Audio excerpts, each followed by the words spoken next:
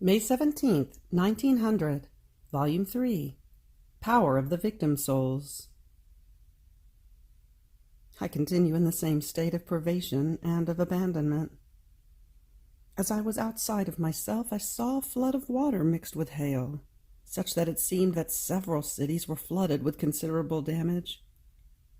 While seeing this, I was in great consternation, because I wanted to prevent that flood. But since I was alone, more so since I did not have Jesus with me, I felt my poor arms too weak to be able to do it. Then, to my surprise, I saw a virgin coming.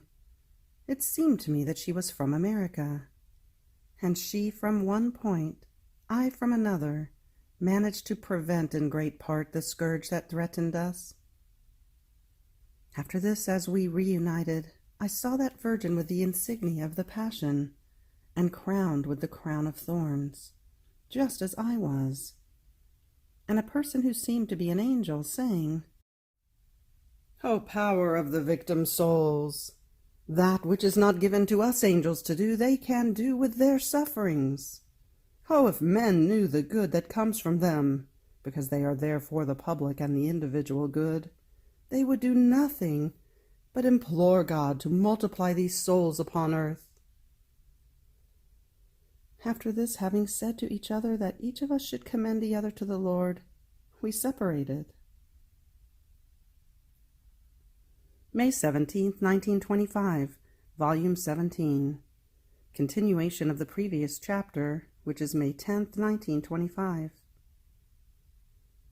Other ways to fuse oneself in the divine will. First in return for creation, and then for redemption. After I had the confessor hear what is written above, with the date of May 10th, on fusing myself in the divine volition, he was not satisfied, and ordered me to continue to write about the way to fuse myself in the holy divine volition. So out of obedience, and for fear that my Jesus might be even slightly disappointed, I continue. Now I add that as that immense void comes before my mind, infusing myself in the supreme volition, the little child begins her round again, and rising up high, she wants to repay her God for all the love he had for all creatures in creation.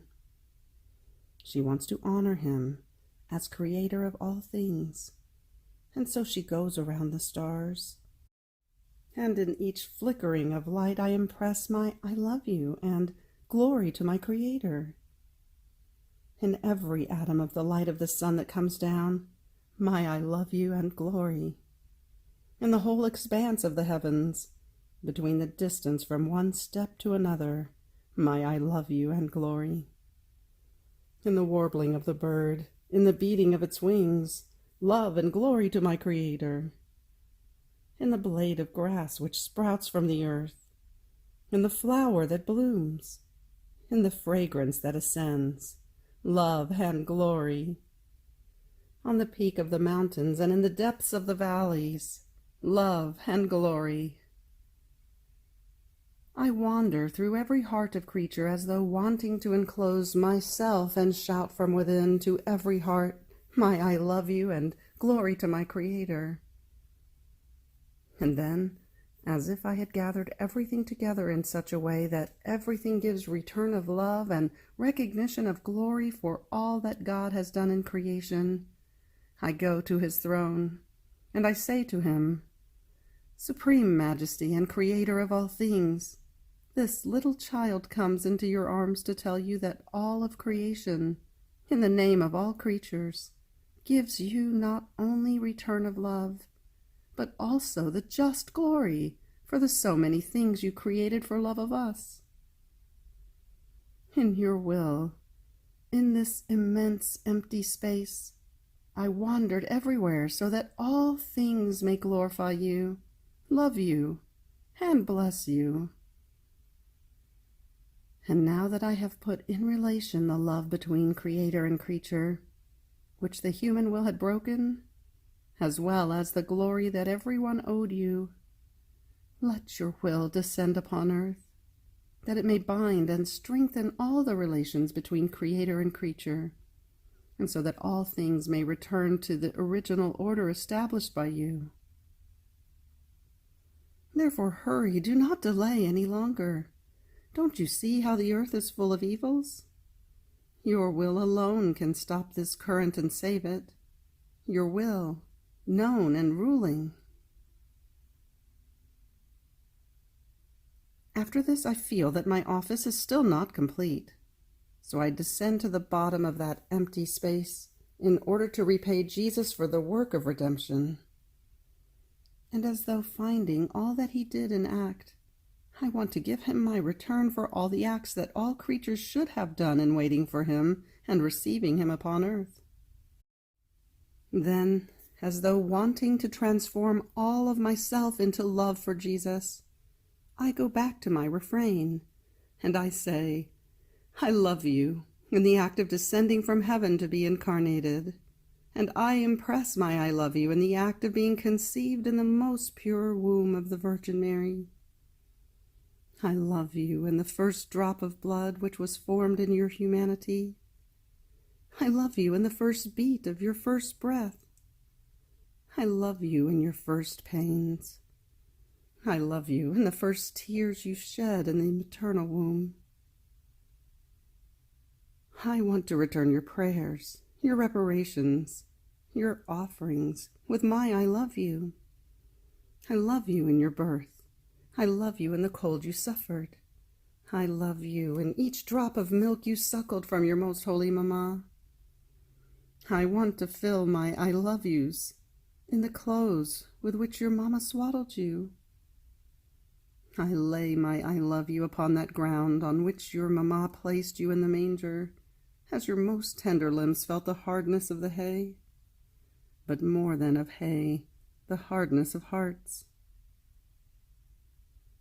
My I love you in each of your wailings, in all the tears and sufferings of your childhood. I make my I love you flow in all the relations and communications and love you had with your immaculate Mamma. I love you in her dearest kisses, in each word you said, in the food you took, in the steps you took, in the water you drank. I love you in the work you did with your hands. I love you in all the acts you did during your hidden life. I seal my I love you in each one of your interior acts and in the pains you suffered. I lay my I love you upon the paths you covered, in the air you breathed, in all the sermons you made during your public life. My I love you flows in the power of the miracles you made, in the sacraments you instituted. In everything, oh my Jesus, even in the most intimate fibers of your heart, I impress my I love you, for me and for all. Your will makes everything present to me, and nothing do I want to leave in which my I love you is not impressed. Your little daughter of your will feels this duty, as there's nothing else she can do, that you may have at least my little I love you for everything you did for me and for all. Therefore my I love you follows you in all the pains of your passion, in all the spit, scorn, and insults they gave you. My I love you seals every drop of the blood you shed, every blow you received, every wound that formed in your body, each thorn that transfixed your head, the bitter pains of the crucifixion, the words you pronounced on the cross. Up to your last breath I intend to impress my I love you. I want to enclose all your life, all your acts, with my I love you. I want you to touch, see, and feel my continuous I love you. My I love you will never leave you. Your very will is the life of my I love you. But do you know what this little child wants that the divine will of your Father, which you loved so much, and which you did during all your life upon earth, make itself known to all creatures, so that all may love it and fulfill your will on earth as it is in heaven. This little child would want to surpass you in love, so that you may give your will to all creatures. Please, make this poor little one happy, who wants nothing but what you want, that your will be known and reign upon all the earth. Now I believe that obedience will be happy in some way, though it is true that in many things I had to make a few jumps, otherwise I would never end. Fusing myself in the divine volition is like a springing font for me, and every tiny thing I hear and see, even one offense given to my Jesus, is occasion for me for new ways and new fusions in his most holy will. Now I continue by saying that my sweet Jesus told me, "My daughter, to all you have said on fusing yourself in my will, another application must be added, that of fusing yourself in the order of grace, in all that the Sanctifier, the Holy Spirit, has done and will do to those who are to be sanctified. Furthermore, while we, the three divine persons, remain always united and working, if creation is related to the Father and redemption to the Son, the Fiat Voluntas Tua was attributed to the Holy Spirit, and it is exactly in the Fiat Voluntas Tua that the Divine Spirit will display his work. You do it when, in coming before the Supreme Majesty, you say, "I come to give love in return for everything which the Sanctifier does to those who are to be sanctified. I come to enter into the order of grace, to give you glory in return of love, as if all had become saints, and to repair you for all the oppositions and lack of correspondence to grace. And as much as you can, in our will you search for the acts of grace of the Spirit Sanctifier, in order to make your own his sorrow, his secret moans, his anguishing sighs in the depth of the hearts, on seeing himself unwelcome. And since the first act he does is to bring our will as the complete act of their sanctification, on seeing himself rejected, he moans with inexpressible moans. And in your childlike simplicity you say to him, "Spirit Sanctifier, hurry, I implore you. I beg you, let everyone know your will, so that in knowing it, they may love it and welcome your prime act of their complete sanctification, which is your holy will." My daughter, we, the three divine persons, are inseparable and distinct, and in this way do we want to manifest to the human generations our works for them. While remaining united within ourselves, each one of us wants to manifest individually his love and his work for the creatures. May 17th, 1938, Volume 36. How the soul is voice, singing, hands to play, while the body is the organ. How the divine will wants the smallest acts to let its sun rise. The sowing of the sun on the earth. Sowing of the divine will. The marriage that God is preparing with his truths. I continue my flight in the divine volition. I feel it invading me inside and outside to take its royal place in my smallest acts, as well as in the natural ones, and maybe even in my little trifles. If it didn't do so, it could not reign in fullness within the creature. Now, my dear Jesus, repeating his short little visit, all goodness said, "My daughter, everything came out of ourselves and was shaped by our creative hands, both the soul and the body. Both of them must be ours. In fact, we made the body as the organ, and each act done in the divine will was to form one key. It had to contain many notes and concerts of music, all different from one another. The soul, in union with the body, was supposed to be voice and song. By playing those keys, it was to create the most beautiful melodies. Now an organ without a player is like a dead body. It is not fun, neither does it attract anyone. On the other hand, one who is good at music cannot exercise his art as a musician if he doesn't have an instrument to play. Therefore, a living someone who speaks and moves is needed to create beautiful music. But the instrument is necessary too, with its keys, notes, and so on. Both of them are necessary. Such are the soul and the body. There is such harmony, order, and union that one cannot do without the other. So be attentive. I watch your steps, your words, the movements of your pupils, your tiniest acts, in order for my will to have its life, its place. We do not care whether the act is natural or spiritual, big or small, but we watch attentively to see whether all is ours, whether our will made arise its sun of light, sanctity, and love. We use even the most insignificant act to make the most prodigious wonders, forming the most beautiful scenes to keep us all amused. Didn't we form the most marvelous enchantment of the whole creation from nothing? Wasn't it from nothing that we created so many harmonies up to our very image in the creation of man? My daughter, if creation had to give us only what is spiritual, that would have been very little. Instead, by giving us also its natural acts, it can always give.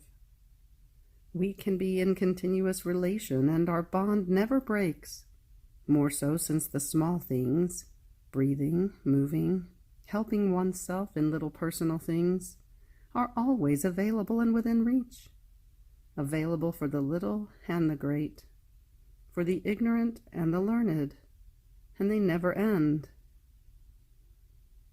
If these little things are done to love us, they form in themselves the life of the divine will, our victory and triumph, the ultimate purpose of their creation. See then how easy it is to live in our will. The creature doesn't have to do new things, but just what she always does. That is to say, to live her life as we gave it, but in our will. Fiat. After this my Jesus continued, My daughter, every day the sun gives light, heat, sweetness, fragrances, color, fecundity, and different flavors, and with this it embellishes the earth. By just touching with its light and molding with its heat, it fecundates the plants and the whole of nature. It sweetens the fruits and gives a variety of colors and fragrances to flowers, forming a sweet enchantment for human generations. The same thing happens with my will that, immensely exceeding the sowing of the sun, sows light, love, varieties of beauty and sanctity in the one who lives in it. It gives to each seed a divine fecundity. Oh, how beautiful it is to see this embellished creature, fecundated by our divine sowing. How special she is, forming the enchantment of our divine pupils. Now, my daughter, in order to receive the sowing of the sun, the earth, the flowers, and the plants must let themselves be touched by its light and heat. Otherwise the sun would remain at the height of its sphere, not being able to sow in the earth. The earth would remain sterile, without fecundity and beauty, since union and agreement from both sides are needed to give and receive any good. Without these, one cannot give and the other cannot receive.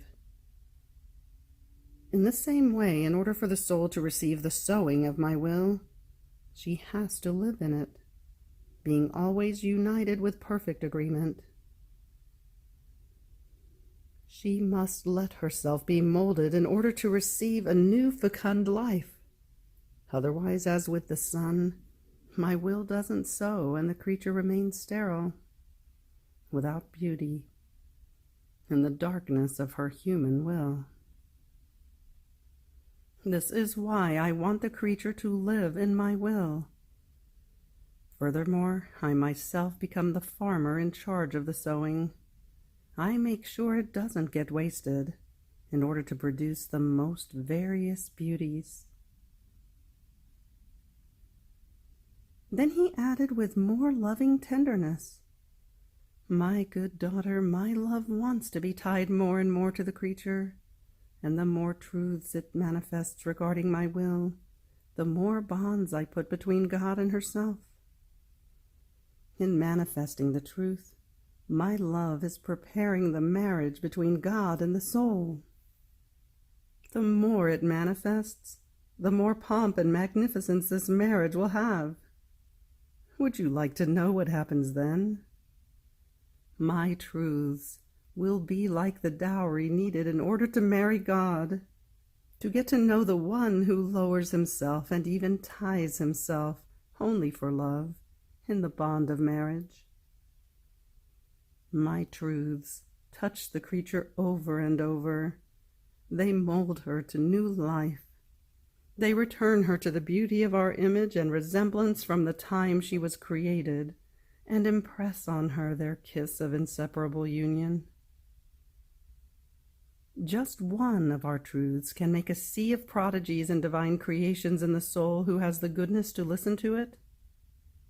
One truth can turn a perverted world into a good and holy one, because it is one of our lives, exposed for the good of all. It is a new sun that we raise in created intellects, a sun that will let itself be known through its light and heat, turning into light and heat whoever wants to listen. Therefore, hiding a truth that we give from our paternal womb with so much love is the greatest crime. It deprives human generations of the greatest good. Further, one who lives in our will by marrying us makes a feast for all saints. All of them participate in this divine wedding, and because of it, they have their own party in heaven and another one on earth.